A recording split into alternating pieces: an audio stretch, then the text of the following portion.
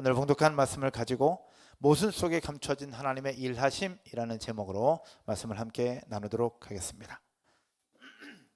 사랑하는 성도 여러분, 여러분은 우리 인생이 뭐라고 생각을 하십니까? 다르게 질문하면 여러분의 인생이 과연 논리적이라고 생각을 하십니까? 1 플러스 1은 2, 그리고 주었으면 받아야 하는 그런 논리적인 부분이라고 생각을 하시는지요? 우리가 살아가는 세상은 논리적인 부분이 굉장히 많습니다. 그런데요, 반대로 논리적이지 못할 때도 굉장히 많이 있다라는 겁니다. 가장 사랑하는 사람을 잃고 나서야 삶의 깊은 의미, 가족의 깊은 소중함을 깨닫게 됩니다. 또 자신의 힘으로 아무것도 할 수 없다는 것을 깨닫고 인정하는 그 순간 가장 강한 사람이 되기도 합니다. 또 내가 옳다고 확신했던 길이 탁 막혀 있을 때, 그때야 비로소 내가 생각했던 것보다 더 좋은 길이 있구나라는 사실들을 깨닫게 된다라는 이야기입니다. 인류 역사를 돌아봐도 이런 부분들이 참 많습니다. 여러분, 베토벤의 유명한 교향곡 있죠. 환희의 송가라고 불리는 교향곡 9번입니다. 합창이라고 불리는 교향곡, 여러분 언제 작곡됐는지 혹시 아십니까? 환희의 송가라고 불리는 이 유명한 곡은 베토벤이 두 귀를 다 잃었을 때였습니다. 소리가 가장 민감하고 소리를 들어야 되는 그 사람이 소리를 잃었을 때 가장 위대한 곡을 작성하게 됐다라는 겁니다. 또 남아프리카 공화국의 넬슨 만델라 대통령은 27년이라는 세월 동안 감옥 생활을 하게 됩니다. 너무 고통스러운 순간이었는데 이 감옥 속에서의 고통스러운 순간을 통과한 이후에 대통령이 됩니다.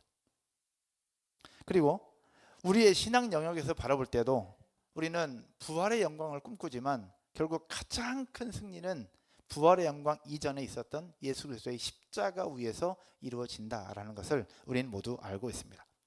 세상의 눈으로 볼 때는 패배처럼 보이고 안 되는 것처럼 보이고 고통이라고 보여집니다. 사실이기도 합니다. 그러나 바로 온 인류의 구원은 그 고통을 넘어서 완성된 그 순간이 부활로 찾아오고 우리 인생의 또 다른 은혜로 찾아온다라는 이야기입니다. 이것을 우리는 모순이라고 얘기를 해주고 싶습니다. 파라독스라고 얘기하죠. 모순, 논리로는 도저히 설명될 수 없는 이야기입니다. 오늘 본문 속에서의 아브라함의 이야기가 바로 그러합니다.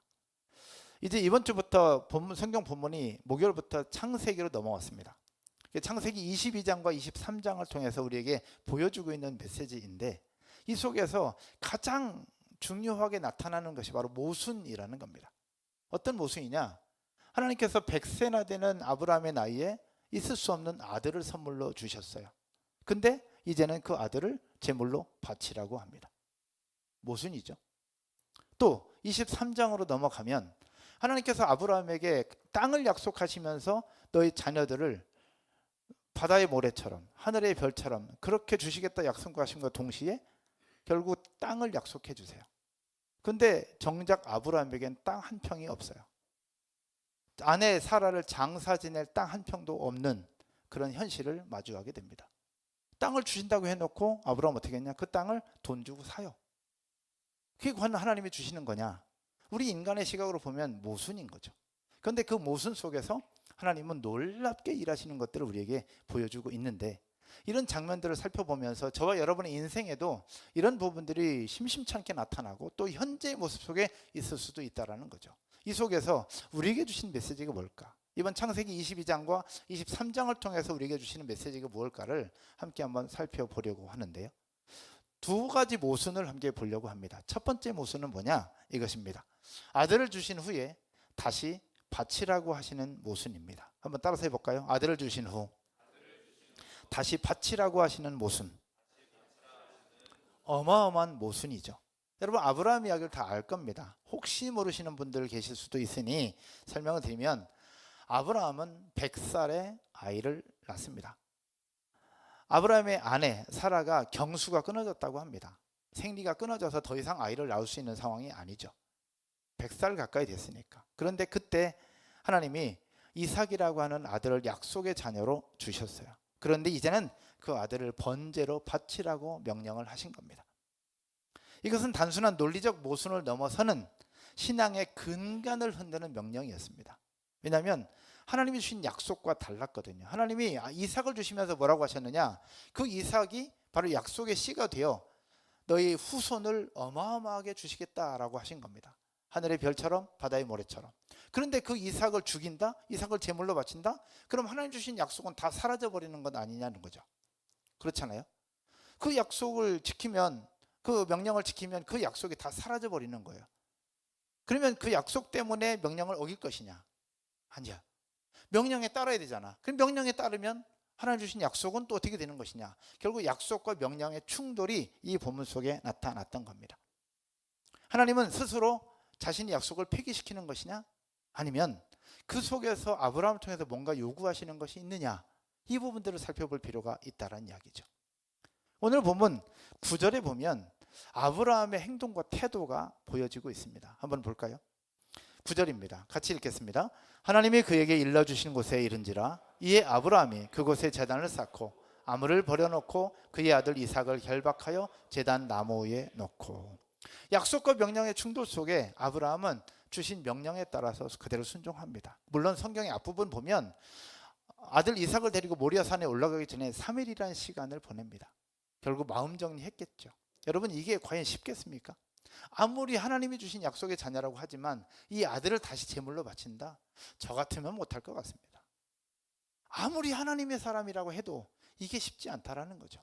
그런데 아브라함은 그 명령을 따라서 아들을 데리고 모리아 산으로 올라가 제단을 만들어 놓고 제단 위에 아들을 묶어서 번제로 드릴 준비를, 만번의 준비를 다 해놓은 상황이라는 겁니다. 그 군말 없이 그냥 그렇게 순종하는 아브라함, 그래서 믿음의 조상이 아닐까 싶은 생각이 듭니다. 그런데 여기서 재밌는 본문 하나를 발견할 수 있습니다. 아브라함의 역설적인 고백입니다. 그는 모리아산 아래에서 종들에게 이야기를 하고 떠나는데 종들한테 뭐라고 얘기를 하느냐? 앞에 5절의 말씀을 한번 보겠습니다. 5절에 이렇게 말씀합니다. 내가 아이와 함께 저기 가서 뭐하고? 예배하고 우리가 너에게로 돌아오리라. 잘 보세요.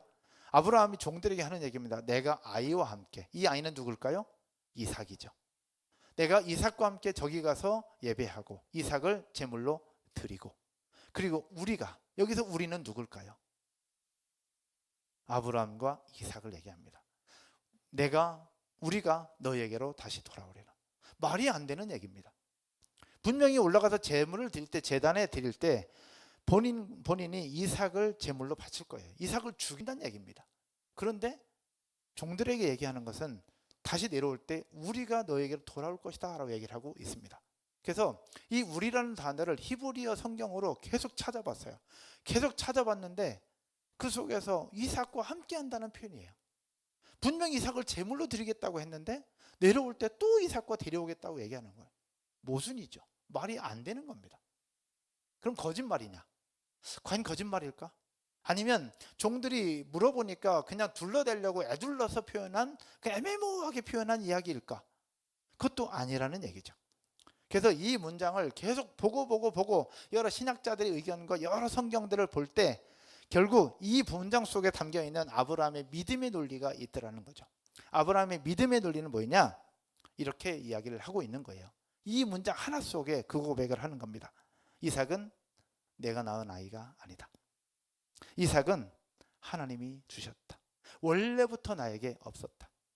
결국 하나님이 주신 것이다. 오늘 유아세를 받았는데요. 유아세례 엄마 아빠와 교육할 때 제가 항상 이야기를 합니다. 우리나라는 그렇게 하지 않지만 영국에서는 유아세례를 받을 때 부모들에게 교육하면서 이렇게 얘기한다고 합니다. 이 자녀를 하나님이 주신 것을 믿으십니까? 라고요. 그럼 보통 다 아멘 하죠. 그럼 하나님이 주셨다고 한다면 다시 하나님이 데려가도 괜찮겠습니까? 라고 묻는다는 거죠. 그러면 대답을 못하는 거죠. 데려가도 괜찮다고 대답하는 부모가 과연 어디 있겠냐고요. 있을 수 없는 일이죠. 그런데 영국 교회에서는 이 아이를 하나님께서 주셨다고 인정한다면, 하나님께서 다시 데려간다고 할 때, 그러면 이제 그때 제로 베이스가 되는 거잖아요. 플러스가 됐다가 다시 데려가셨으니 제로가 되는 것. 그 고백을 한 이후에만 유아세를 준다라고 이야기를 하더라고요. 저는 아직 그 용기는 없어서 그 고백까지는 묻지는 않는데 오늘 이 아브라함의 고백이 그랬다는 거예요. 이 이삭 원래부터 우리 집에는 없었던 아이다. 근데 하나님이 주셨다. 하나님은 이삭을 통해서 하늘의 별과 같은 후손을 주시겠다고 약속하셨고 그 약속의 자녀로 주셨고 그 약속을 나에게 이루어 주셨다.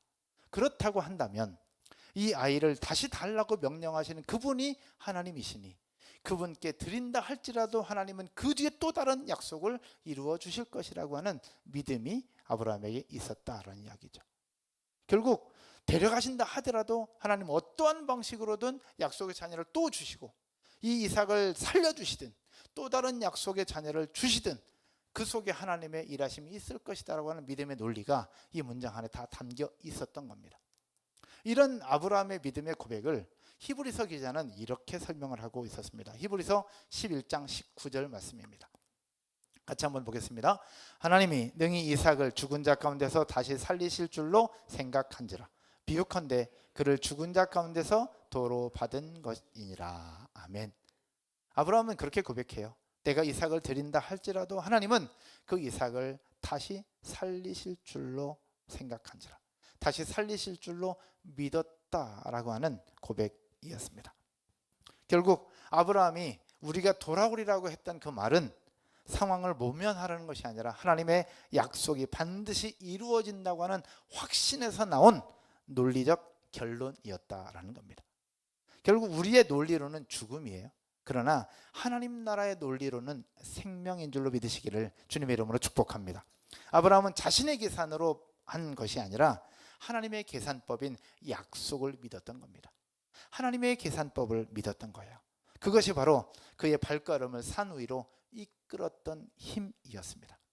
그렇지 않다면 과연 어떻게 올라가겠습니까? 여러분 올라갈 수 있겠습니까? 저라면 올라갈 수 있겠습니까? 저 역시도 올라가기가 어려울 겁니다.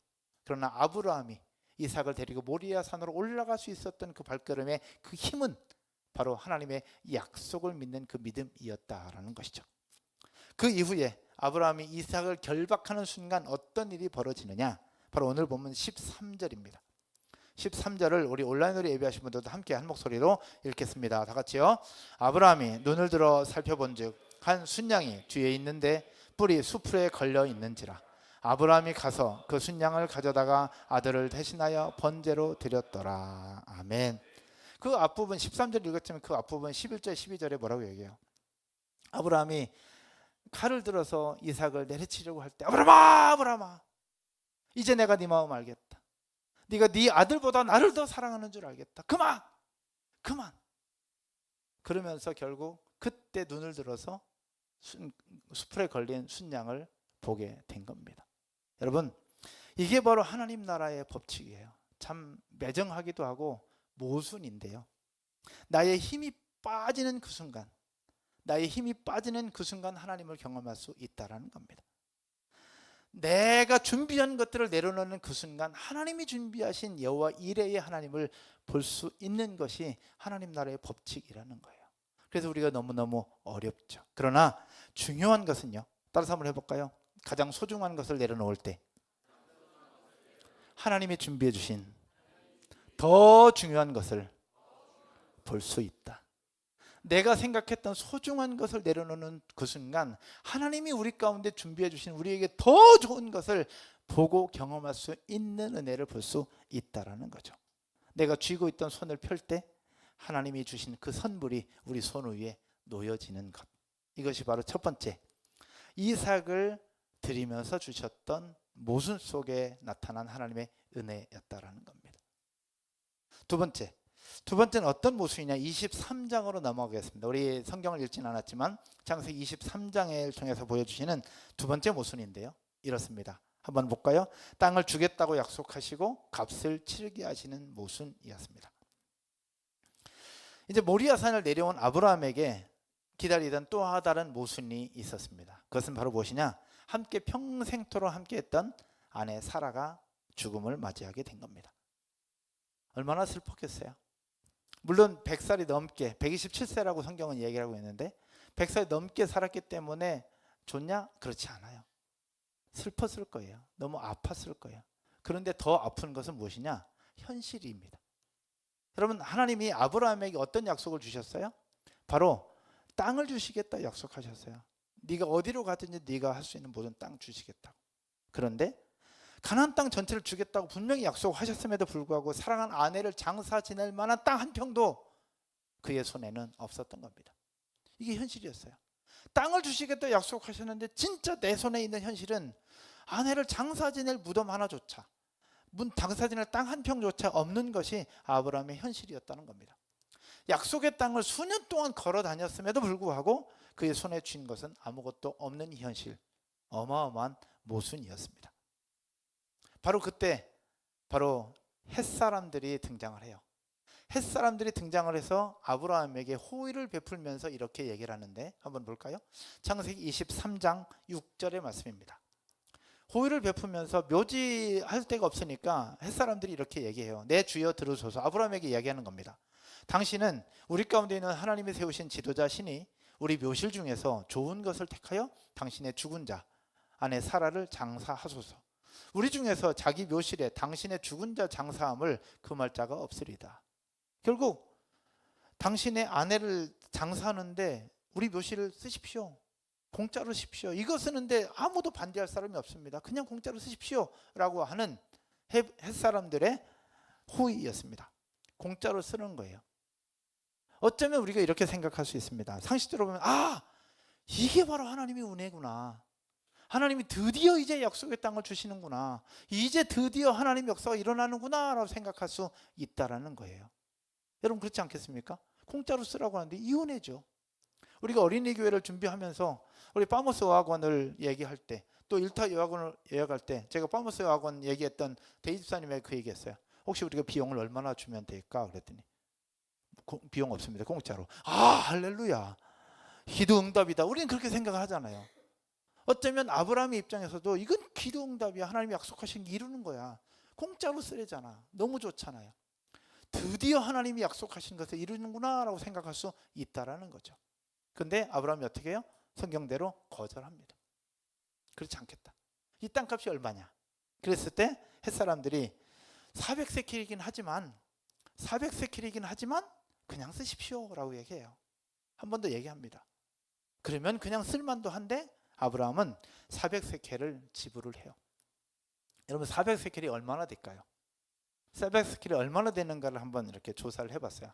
그때 당시 은값이 비싼데 은 1세켈은 어느 정도 되느냐? 정상적인 사람들의 한 달 품삯을 1세켈이라고 얘기를 하고 있더라고요. 한 달 품삯 1세켈. 그러면 우리 건강한 어른들 한 달 월급을 만약에 100만 원이라고 생각한다면 곱하기 400, 4억입니다. 100만 원이라고 생각하면 4억. 200만 원 월급을 받는다고 생각하면 얼마예요? 8억. 300만 원 월급을 받는다고 생각하면 얼마예요? 12억입니다.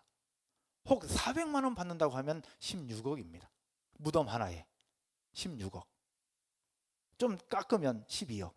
좀 더 깎으면 8억. 좀 더 깎으면 4억. 그래도 무덤 하나에 4억. 요즘에 무덤 하나에 4억 주고 사는 사람이 있나요? 이거는 어떻게 보면 어리석은 거래처럼 보인다라는 겁니다. 이것도 모순인 거예요. 공짜로 쓸 수 있었는데 왜 큰 돈을 내고 사냐 말이죠. 여기 아브라함이 가지고 있는 믿음의 역설이 있습니다. 그냥 얻은 땅은 호우에 불과하다는 거예요. 어쩌면 아브라함이 세상을 아주 정확하게 알고 있었을지도 모르겠어요. 햇사람들이 지금은 좋아. 근데 10년 후, 20년 후, 30년 후 지도자들이 바뀌고 리더들이 바뀌고 사람들이 마음이 바뀌면 이제 그만 걷어가. 그러면 어떻게 해요? 다 거기서 또 파고 와야 되는 거예요. 그런 부분들을 생각했을지는 모르겠어요. 그러나 아브라함은 정당한 가격을 지불하고 정당하게 계약하고 정당하게 자기의 땅을 만들어요. 결국 그것은 계약이 되고 증거가 되고 현실이 되어 갔던 겁니다. 결국 아브라함은 지금 그 어마어마한 돈을 주고 무덤을 산 것처럼 보입니다. 그러나 그것은 무덤을 산 것이 아니라, 따라서 한번 해볼까요? 하나님이 주신 약속의 땅을 산 거다. 하나님이 주신 약속의 땅을 산 거예요. 하나님이 주신 약속의 땅을 산 그 막벨라 굴이 앞으로 성경에 어떤 역사가 일어나느냐? 여러분, 아브라함이 죽어서 어디에 묻혔을까요? 아브라함이 죽어서 어디에 묻혔을까? 막벨라 굴에 묻혔어요. 사라를 막벨라 굴에 사서 12억 주고 사서 거기에 묻었어요. 그리고 나서 아브라함이 죽었을 때 그 무덤에 또 묻혔어요. 아브라함의 아들 이삭과 리브가 죽었을 때 어디에 묻혔을까요? 똑같이 막벨라 굴에 묻혔어요. 그리고 야곱과 레아 어디에 묻혔을까? 막벨라 굴에 묻혔어요. 결국 어리석은 거래처럼 보였던 그 막벨라 굴을 믿음의 조상들의 무덤으로 사용하고, 그것은 곧 하나님이 주신 약속의 땅이 실현되는 시작이 될 수 있었던 지점이 막벨라 굴이었던 거죠. 근데 여기서 우리가 생각해 볼 것이 있습니다.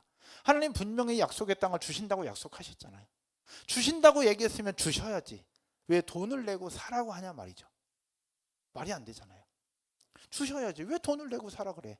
돈 안 주고 사는 게 주시는 거잖아요. 그러나 또 생각하기는 돈을 지불했지만 그 땅을 만나게 하는 것도 또 은혜이기도 합니다. 그런 여러 가지 부분을 생각해 볼 때 이 아브라함이 400세켈을 주고 이 막벨라굴을 산 부분에서 어마어마한 신학적 의미가 있는데, 그것이 바로 뭐냐? 여러분, 기독교는 하나님의 은혜의 종교입니다. 여러분 아멘이십니까? 기독교는 하나님의 은혜고 은혜의 투성이에요. 오늘 또 여러분들에게 은혜를 주실 거라고 믿습니다. 은혜는 값없이 주시는 하나님의 선물이죠. 그것이 바로 은혜입니다. 그런데요, 놀라운 사실은 뭐냐? 그 은혜를 누리는 삶은 결코 공짜가 아니라는 겁니다.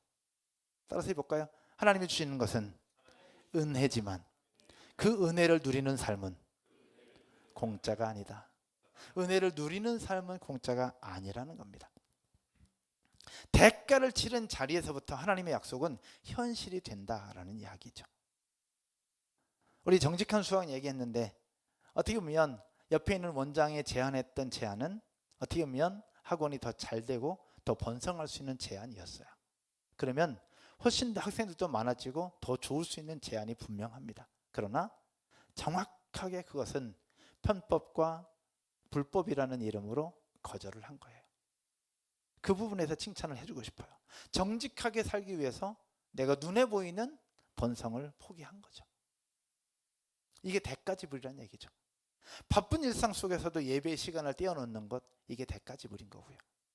보이는 성과가 없지만 묵묵히 새벽마다 엎드려 기도하는 것, 이게 바로 대가지불이라는 겁니다. 그런 대가를 치르는 그 자리에서부터 하나님의 약속은 현실이 된다라는 이야기입니다. 아브라함이 은 400세켈을 내던 그날은 그냥 돈을 지불하는 날이 아니라 하나님의 약속이 성취되는 시작하는 그날이 되었다는 사실들을 기억하면서 저와 여러분이 살아가는 모든 삶이 사람들은 알아주지 못할 수 있어요. 심지어 목사도 몰라줄 수 있고 옆에 있는 배우자도 몰라줄 수 있지만, 여러분이 하나님 앞에서 충성스럽게 살아가는 여러분의 헌신과 그 대가 지불은 반드시 하나님이 열매를 주실 것이고, 여러분들의 헌신과 섬김을 통하여 놀라운 하나님의 일들을 이루어 가실 줄로 믿습니다. 우리 눈에 보이는 것이 보이지 않지만 은 400세켈이 결국 믿음의 조상들의 묘실이 되고 약속의 땅에 실현되는 출발이 됐던 것처럼 여러분의 헌신과 섬김이 그 출발이 될 거라고 확신합니다. 여러분 아멘이십니까? 옆에 분들 한번 인사할까요? 당신의 헌신이 하나님의 나라의 출발이 될 겁니다 라고 인사 한번 우리 하겠습니다. 아멘이시죠? 말씀의 결론을 맺으면서요, 한 분을 소개할까 합니다. 여러분 혹시 찬송가 중에 내 평생에 가는 길이라는 곡 알죠? 내 평생에 가는 길 순탄하여, 뒷부분에 어떻게 하죠? 내 영혼 평안해 평안해 하는 이 곡 혹시 누가 썼는지 아세요? 누가 썼을까요? 이름이 어려워서 저도 봐야 되는데 호레이쇼 스태포드라고 하는 분입니다. 호레이쇼 스태포드라고 하는 사람인데요, 이분이 이 곡을 썼을 때는 언제였느냐? 사업에 실패해서 다 망했고, 근데 거기서 끝이 아니라 자기 사랑하는 네 딸을 바다에서 잃은 후입니다. 사업에서 다 실패했어요. 죽을 맛인데 게다가 자신의 사랑하는 네 딸 바다에서 비극으로 다 잃어요. 그리고 나서 하나님 앞에 울며 기도했을 때 하나님께서 주시는 것이 뭐였냐? 평안이었다는 겁니다. 그래서 뒷부분에 평안해 평안해 내 영혼 평안해. 어떻게 이런 고백을 할 수 있을까? 아브라함이 제단에 자기 아들을 올리면서 우리가 함께 돌아올 것이라고 고백했던 그 고백과 이 스패포드가 얘기했던 내 영혼 평안하라는 이 고백이 어쩜 비슷하지 않나 라는 생각들을 해보게 됩니다. 여러분, 기독교는 어쩜 모순투성이라고 생각이 듭니다. 정말 모순투성이에요. 오늘 아들 주셔놓고 아들을 달라고 하는 하나님, 땅 주겠다고 약속해놓고 값을 치르게 하시는 하나님, 요단강 건너라고 해놓고 어차피 자기가 가를 거면서 우리 보고 한 발짝 내디디라고 하시는 하나님, 여리고성 무너뜨린다고 약속하시고 말씀하시고 어차피 우리가 못할 건데 우리에게 요구하시는 거야. 매일 한 바퀴씩 돌으라고. 다 모순이에요. 모든 게 다 모순인 것 같습니다. 그런데 하나님은 인간의 생각으로 생각할 수 있는 그 계산기와는 맞지 않는 하나님 나라의 원리를 우리에게 계속해서 말씀하시고 그렇게 우리를 하나님의 백성으로 인도해 가시는 부분들을 보게 되더라는 이야기죠. 아브라함은 이삭을 제단에 올려놓는 모순을 통과했을 때 여호와 이레라고 하시는 그 하나님을 경험하게 됩니다. 사라의 무덤값을 치르고 사는 모순을 감내했을 때에 그 땅이 약속의 첫 번째 실체가 되는 은혜를 경험하게 되었습니다.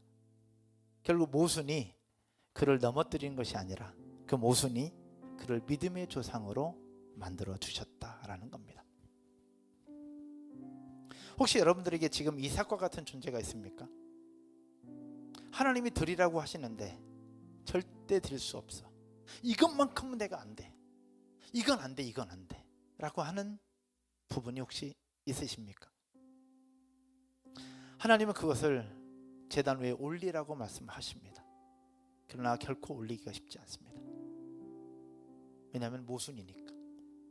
그런데 하나님은 그 상황 속에서 아무것도 이해가 되지 않지만 이해되지 않음에도 불구하고 한 발짝 내디뎠던 아브라함에게 여호와 이레의 하나님을 경험하게 하시면서 믿음의 조상으로 만들어 주셨던 것처럼 저와 여러분의 인생과 삶에 이해되지 않지만 한 발짝 내디딜 수 있는 용기가 있기를 주님의 이름으로 축원드립니다. 근데 우리는 생각할 수 있어요. 나 믿음의 조상 필요 없어요. 나 믿음의 조상 안 해도 돼. 내 영혼 평안해. 나 이런 곡 안 써도 돼. 그냥 지금이 평안했으면 좋겠어요. 지금이 너무 좋았으면 좋겠어요. 그냥 이 정도만 있으면 좋겠어요. 우리는 생각할 수 있어요. 근데 하나님 나라는 그렇지 않더라고요.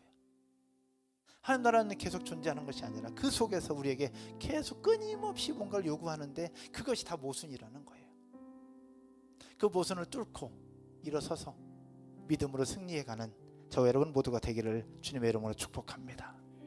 또 어떤 이들에게는 막벨라 굴이 여러분 앞에 있는지도 모르겠습니다. 어리석은 거래 같고 내가 꼭 이래야 되나?